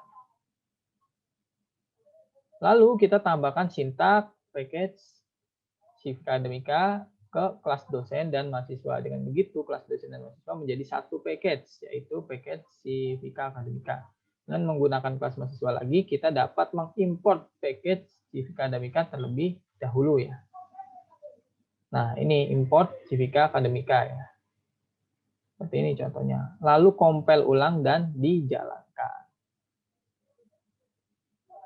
Nah, sekarang kita akan menjelaskan, di sini akan dijelaskan ya penggunaan dari package. Pengelompokan kelas sejenis dan berelasi. Standarisasi penamaan vendor membuat package tersebut mempermudah ya dalam menggunakan kelas-kelas karena package-nya sudah terorganisir. Nah, jadi di sini fungsinya adalah standarisasi penamaan vendor membuat package tersebut. Ada standarisasinya ya tadi ya, di atas sudah dijelaskan. Pengelompokan kelas sejenis yang berelasi, yang saling keterhubungan. Tadi kan misalkan kayak Civika Akademika ya, saling keterhubungannya apa ya? Ada kelas dosen, mahasiswa, segala macam ya. Nah, kemudian mempermudah dalam penggunaan kelas-kelas karena package-nya sudah terorganisir ya. Package-nya udah jelas nih, udah terorganisasi dengan baik ya. Sudah terstruktur di sana di dalam satu package. Menghindari name konflik ya. Rectangle R atau grafik tik-tik rectangle R2. Nah, mungkin ini contoh dari ini ya, kalau penggunaan kelas pemanggilan rectangle ini. Membuat pengembangan jar file ya, atau executable-nya di Java. Ya. Bikin executable-nya di Java membantu pengembangan dari file apa jar tadi ya, Java Archive. Kelas relationship. Nah, selanjutnya package sudah selesai, kita masuk ke kelas relationship. OOP memanggil realita dari kehidupan sehari-hari. Benar banget ya. Jadi ini mengambil kehidupan dari sehari-hari. Makanya kenapa pas pertama kali itu dijelasin apa itu objek, itu metode, apa. Dijelasinnya benar-benar realita ke bentuk orang, mobil, mahasiswa, sepeda lagi awal pertama kita belajar ya. Hubungan objek-objek di sekitar kita memiliki hubungan relasi tertentu. Relationship koneksi logis ya. Hubungan antar objek atau kelas. Nah, multiplicity ya, ini adalah karakteristik relasi yang terjadi ya. Ada 3 level di sini, ada level class relationship, ada instant class, adalah relasi terjadi pada objek-objek yang terbentuk. Nah, ini relasi ini terjadi pada suatu objek-objek yang terbentuk. Class level, relasi terjadi pada kelas-kelas yang kita buat. Terus ada general level, adalah relasi yang terjadi pada level-level kelas maupun objek. Ini ya, level class relationship. Multiplicity ya, menunjukkan jumlah dari kardinalitas hubungan antar kelas. Menunjukkan apakah relasi tersebut bersifat opsional atau mandatory. Ya. Mandatory ini maksudnya adalah wajib ya. Kalau opsional ya berarti bisa ada bisa enggak gitu ya, bebas mau diisi boleh enggak boleh seperti itu. Nah, multiplicity di sini ada relasi ya, ada relasi contoh 0 atau 1. Ini keterangan ya, 0 atau 1. 1 tepat 1. 0 atau lebih ya. 1 atau lebih ya. Atau tidak tertentu jumlahnya atau tak hingga ya. Nah, contoh multiplicity-nya antar kelas buku dan halaman atau yang disebut dengan page. Nah, kamu lihat ya, antara kelas buku dan kelas halaman. Berarti dia multiplicity-nya adalah buku ya. Dia jumlahnya apa? 1 ya. Sedangkan halaman bisa apa? Bisa tak berhingga ya atau banyak. Artinya buku berjumlah minimal 1, ada 1 buku. Tapi jumlah halamannya bisa tak terhingga. Dan sifatnya dia adalah mandatory, ini wajib. Jadi nggak bisa buku itu apa sih namanya 1 harus wajib 1. Nggak bisa kayak gitu ya. Tapi misal 1 buku ya berarti halamannya bisa tak terhingga. Makanya di sini dia pakai konsep multiplicity-nya yang 1 atau lebih ya. 1 titik-titik bintang. 1 atau lebih atau 1 tak berhingga dan sifatnya adalah wajib atau mandatory. Seperti itu. Sampai sini ada yang pengen ditanyain? Itu ya package. Nah, tugasnya nanti ada lihat aja, kamu suruh bikin package ya. Bebas mau bikin apa aja tapi pakai kamu bikin package baru gitu maksudnya.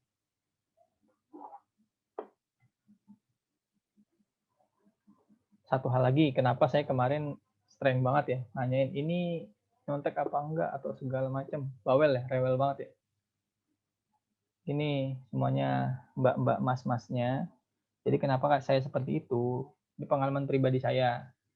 Dulu SMA atau SMP kerjaan saya nyontek, saya nggak pernah ngerjain sendiri. Apapun itu saya nggak pernah kerjakan itu sendiri. Pada saat saya kuliah, saya nggak ngerti apa-apa.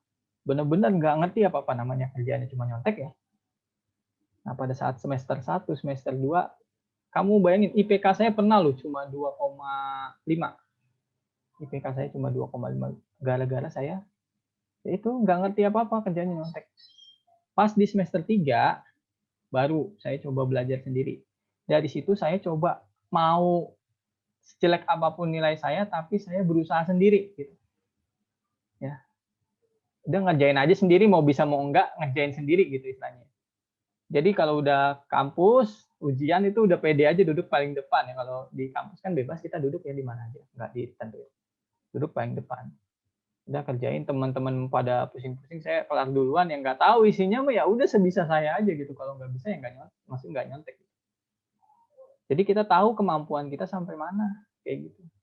Yang kita sedih itu kan kita nggak tahu kemampuan kita sendiri. Itu yang dari situ baru kita bisa nemuin cara belajar kita sendiri seperti apa. Gitu sih. Karena sayang misalnya kamu nggak tahu ya tiba-tiba jadi kayak membodohi diri sendiri, istilahnya begitulah kalau nyontek ya. Makanya kenapa di negara-negara maju itu mereka lebih pintar ya karena gitu, mereka lebih baik apa-apa tuh sendiri nggak nyontek gitu. Jadi mereka tahu kemampuan. Kalau tahu ya benar-benar tahu, kalau nggak tahu ya nggak tahu gitu. Jadi nggak, kalau tahu ya coba nyari tahu dengan cara nyontek kan maksudnya gimana ya? Jadinya sebenarnya kayak membohongi diri kamu sendiri gitu. Kamu tadinya nggak tahu jadi pura-pura tahu. Itu sih maksudnya ya. Dari situ baru belajar lagi tuh. Sampai terus akhirnya bisa IPK-nya naik ya. Ya cuma jadi nyesel, harusnya bisa 3,5 ke atas jadi cuma di bawah 3,5. Ya udah namanya nyesel belakangan ya kayak gitu. Ya, itu aja sih yang mau saya sampaikan. Makanya saya paling nggak suka sekarang kalau ngelihat nyontek kayak gitu karena nanti kalian sendiri yang susah gitu kesana-sananya. Nggak apa-apa berusaha sendiri juga nggak apa-apa. Toh saya juga bantu kan, nilainya saya bantu kan, nggak diiniin kan, dibantu nilainya juga. Kalau misalnya kurang juga kan ditanyain. Kecuali orang malas saya nggak mau bantu ya. Kalau misalnya kalian masih mau rajin saya bantu kok. Gitu. Misalnya nggak bisa nih tetap kerjain tugas atau segala macam itu biasanya bagus kok nilainya. Ya. nggak bisa misalnya ngumpulin tugasnya nggak bisa gitu atau gimana Pak, saya cuma bisa segini gitu. Tapi saya hargai itu, nggak masalah. Daripada ya yang tadi saya bilang ya, kamu nilai misal taruhlah nih, misalkan kamu UTS atau UAS dapat cepet, kemudian kamu nggak ngerjain tugas, buat saya itu nggak sama aja, nggak berpengaruh buat saya. Karena kan kita ngambil range-nya semua, dari tugas juga, dari kuis juga, kayak gitu. Bahkan ada yang nilai tahun yang semester kemarin yang pelajaran ini ya apa sih database ya, dia nilai UTS-nya jelek, tapi dia kerjain tugas semua, luas ngikut, semuanya dia ikutin gitu. Tapi dapat akhir-akhir B gitu. Ya. Ada yang begitu, ada, bener. Di sini juga ada orangnya ya. Jadi saya nggak usah disebutin ya. Tapi ada yang begitu. Jadi dia kerjain tugas ya sebisa dia aja gitu. Saya lihat juga, aduh, ini kurang bisa kayaknya. Tapi dia kerjain gitu. Terus baru dia rajin ikut kuisnya, ikut apa sih namanya, semuanya diikutin. Pas saya range tanpa sadar sendiri ya. Padahal itu nilai UTS-nya itu kan cuma remedial, dia dapat 6 kalau nggak salah. Remedial tuh cuma dapat 6. Di range dapat B. Alhamdulillah kayak gitu.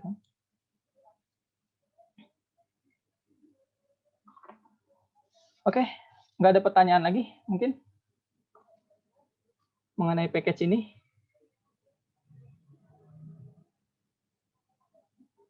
Kita lebih awal ya perkuliahannya di package ini, nanti baru minggu depan masuk ke agregasi ya, dependensi sama asosiasi untuk di Java.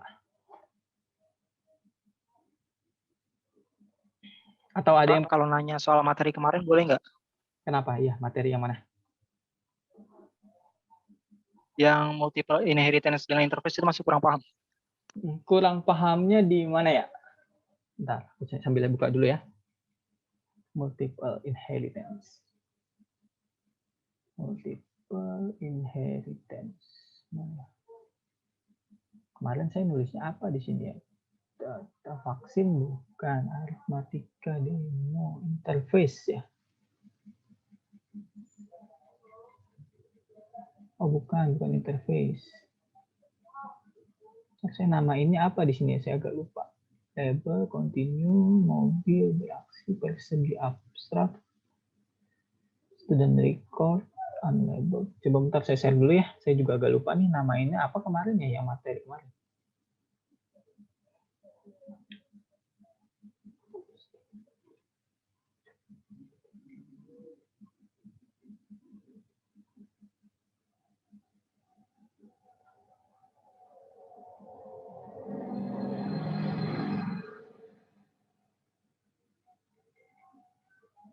Kemarin apa ya nama programnya ya? G itu dia di hostel sama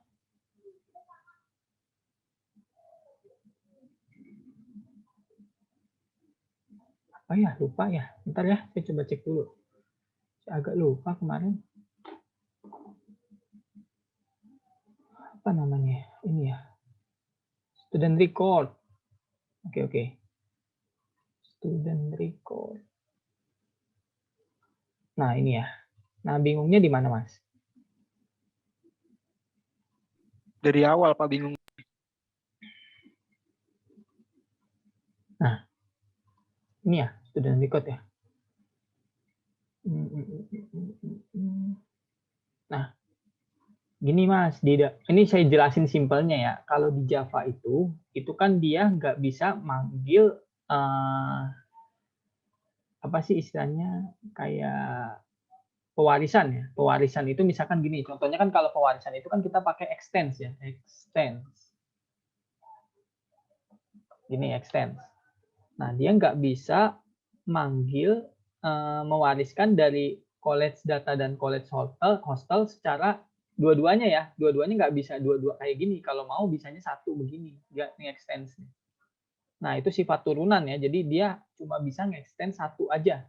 Nggak bisa dua ya, dua hostel sama college data. Makanya kenapa dibikin multiple inheritance dengan interface. Jadi kita memanfaatkan interface ini sebagai multiple inheritance ya. Multiple pewarisan maksudnya ya, pewarisan dari dua buah kelas. Di sini kan tadi implement. Ya. Kita back aja ya, Ctrl Z. Nah, di sini ada collect data kan ya, collect data. Nah, kita punya data apa di sini ya? Kita punya data apa di sini? Jadi nanti datanya ini dibuat sebagai interface. Dari sini nanti apapun function atau metode yang ada di sini nanti bisa dipanggil oleh kamu di sini ya. Di main programnya. Sama, apapun yang ada di hostel data ini bisa kamu panggil juga di sini. Kegunaannya untuk apa? Misalkan kamu punya suatu, ini kan kayak di sini kan ya ada, misalkan kamu punya data yang sini punya data mahasiswa gitu, di sini satu punya data dosen gitu. Ini sudah jadi suatu kelas gitu ya, data dosen dan mahasiswa. Tapi kamu butuh dua data itu ya untuk membuat pertemuan antara dosen dan kelas. Ya. Antara dosen dengan kelas. Jadi ingin menggabungkan, misalkan di sini punya kelas guru dosen, di sini punya kelas siswa atau mahasiswa. Kamu mau menggabungkan dosen dan mahasiswa ini bagaimana caranya sih kelas ini gitu ya? Digabungkan ya, biar jadi turunannya dia gitu. Jadi nggak perlu repot-repot kamu bikin lagi gitu ya, atau menggabungkan coding ini jadi satu, nggak perlu kayak gitu. Jadi yang udah ada kita gabungkan. Cara pemanggilannya gimana? Kamu bikin aja satu main program lagi atau satu kelas lagi yang menggabungkan dia. Dengan cara misalkan tadi ada guru sama dosen, nanti dia kan bertemunya di mana? Di satu kelas ya. Di kelas itu nanti baru dari kamu punya suatu main program kelas atau nama ruang kelas itu, nanti kamu bisa panggil dosen sama si mahasiswanya, intinya kayak gitu. Makanya kenapa di soal tugas saya itu kan ada scanner ya. Ini anggap aja scanner sama copier ya, sama copier ya. Jadi ibaratnya ini ada dua mesin ya. Kita punya mesin fotokopi sama mesin scan yang secara terpisah. Ya, ini mesin scan sendiri, ini mesin copy sendiri. Tapi kamu mau menciptakan mesin yang multiple dalam artian fungsi scan bisa digunakan, fungsi copy juga bisa digunakan. Makanya tadi implement garis ke bawah itu jadi suatu apa? Di sini. Kalau di tugas yang berapa sih kemarin ya? 9 ya. Combo device, Pak. Nah, iya, jadi suatu combo device ya. Jadi di si combo device ini jadi punya fungsinya si scanner dan si combo device ini juga bisa punya fungsinya si copier ya. Jadi yang disebut dengan implement atau multiple inheritance. Jadi sebetulnya apa yang dipunyain scanner ini bisa diturunkan ke combo device dan apa yang punya di copier ini bisa diturunkan ke combo device. Sedangkan konsep dari si Java sendiri dia nggak mampu untuk menangani dua turunan ya. Dua turunan sekaligus seperti ini ya, multiple seperti ini dia nggak bisa, makanya dia butuh namanya interface. Jadi bisa dibikin multiple inheritance seperti ini. Kayak gitu maksudnya, konsep dasarnya seperti itu yang bisa kalian pahami. Jadi nanti kamu punya satu kelas lagi yang bisa fungsinya sebagai scanner dan copier-nya. Dua ini, jadi fungsi mesinnya ini bisa nge-scan maupun bisa copy. Nah, kenapa saya buat soalnya ini agak global ya, nggak terlalu nggak terlalu kompleks. Maksudnya nggak terlalu kompleks lagi, nggak terlalu detail ya, nggak terlalu detail buat kalian harus begini-begini. Nggak, karena kenapa? Biar nanti kamu isi scannernya kan beda-beda ya tiap orang. Misalnya Mario bikin isi scannernya apa gitu ya, fungsi-fungsi di dalamnya gitu ya. Terserah mau metode apa atau mau action-action apa di dalamnya bebas. Sama di copiernya juga beda, apalagi di situ. Nah, terus nanti combo device ini kamu mau jadiin apa kayak gitu. Ya sengaja nggak kasih suatu harus metodenya ini, harus jadinya begini, enggak. Tapi nanti diberi kebebasan aja kayak gini. Kamu berkreasi sendiri nih dari yang cuma saya kasih kelas seperti ini, nama kelas doang. Kamu berekspresi sendiri, kayak contoh kan kalau di sini kan kamu sebetulnya kalau gampangnya kalau secara skrip kamu tinggal ikutin skrip ini aja ya, tinggal penama-namaan ininya aja kamu ubah. Di scanner ada apa sih misalnya gitu, di copier ada apa sih gitu. Nah, kamu bisa tinggal tambahin di sistem outprinter-nya apa gitu. Nah, terus bingungnya di gimana? Berarti scanner misalnya ini kan perumpamaan misalnya Pak ya. Di scannernya misalnya ini mah ya kayak scanner itu fungsinya buat men-scan atau ngeprint foto atau segala macam. Nah di si copier itu kan untuk fotokopi aja. Berarti kita satuinnya di combo device itu manggil apa yang udah kita buat di si scanner.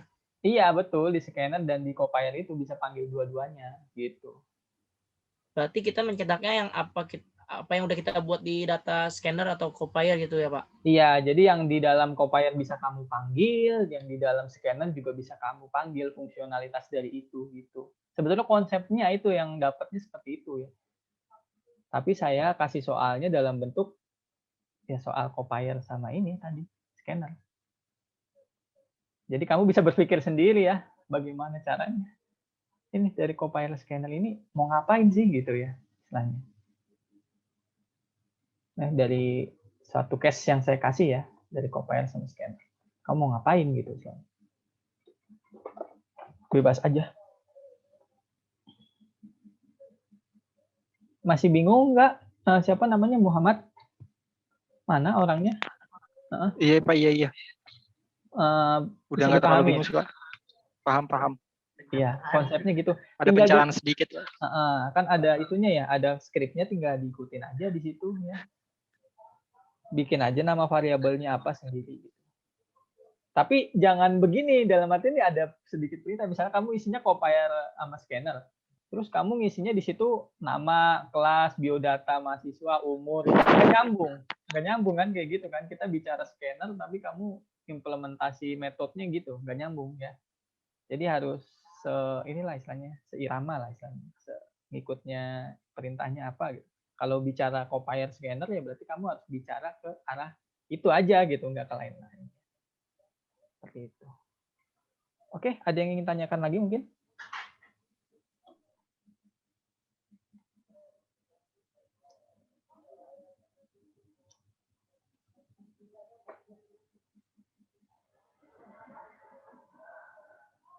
Oke, kalau nggak ada, sekian dari saya ya. Kurang dan lebihnya mohon maaf. Assalamualaikum warahmatullahi wabarakatuh. Selamat malam semuanya. Selamat beristirahat. Assalamualaikum warahmatullahi wabarakatuh. Terima kasih Pak. Iya, sama-sama. Terima kasih Pak. Iya, sama-sama.